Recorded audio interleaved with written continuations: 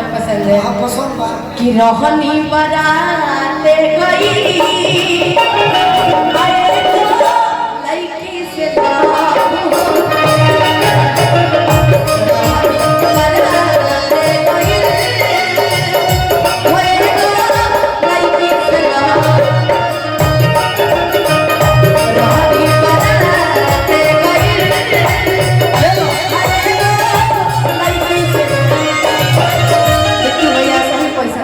ऐसा ऐसा गीत बोलू रे जब के याद करबू तो धन्यवाद दे है ना। दूसरा के को आगे कर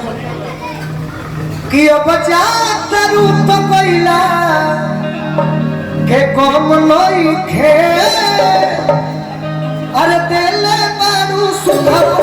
ओहे कम नई खे जा करू तो पहिला के कम नई खे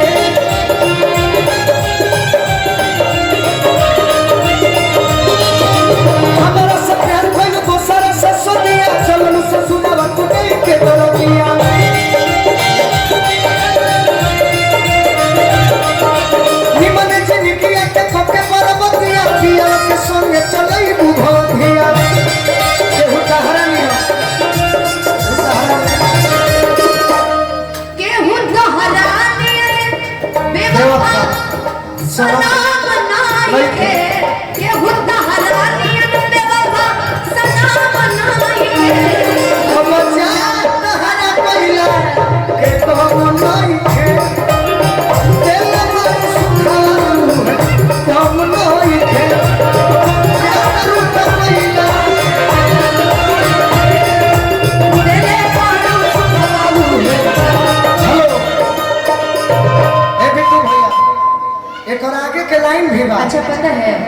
इसी गाने पे को जख्मी भैया गाना लिख के दिए थे चंदन जी को हमार जान हमारा खातिर रोज रब से फरियाद कौन ली हमारा खातिर यही कर रोज रब से फरियाद कौन ली हमर जान हमके अजबो याद कर ली मनवा ससुर कहिलो के बात कर ली हमर जान हमके अजबो याद कर हे मनोज भैया मनवा ससुर कहिलो के बात कर ली आगे के लाइन सुने हो सुनाई ना दिल में करहबू भलही हाथ से बिछिलबू करी है भगवान तो जरूर फिर मिलबू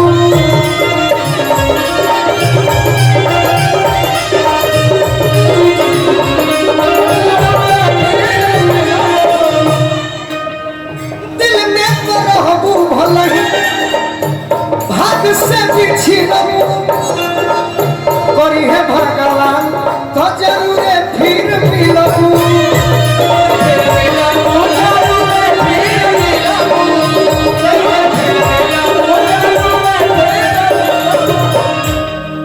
दूर नहीं आ नहीं आ ए रूपा बाहर नहीं आई सासाराम में रहेला बाकी नहीं अभी हिटे में रहेला दूर नहीं आ नहीं आ खत्म नहीं खे और बच्चा तहर कोइला के कौन नहीं खे तेरे मन सुखाऊ नहीं के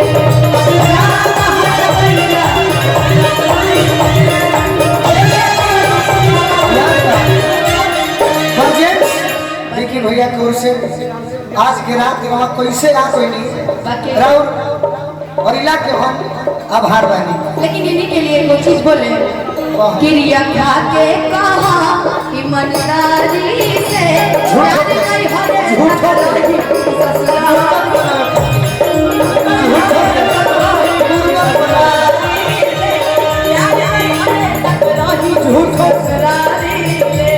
और बच्चा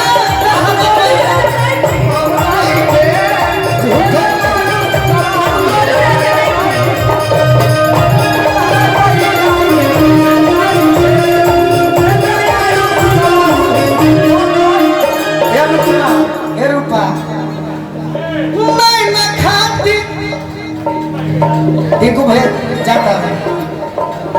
रवा नहीं पूछ ले रवा बानी नो हमारा सामने टिंकू भैया हमारे भाई हो सब है अपना अपना काम में व्यस्त रहे। अरे दिन में कमाई है तब लोग बिहान मिला रही है तो कहना है कि रुपा खाती हम कहते हैं ए रुपा मैं न खाती नहीं न तरसी बरसी तो मना ले याद के सहारे बचल जिंदगी बिता ले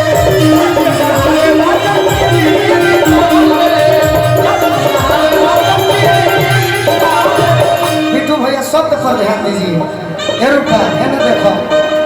मैं न खाती नहीं न तरसी है मैं न खाती नहीं न तरसी बरसी तो मना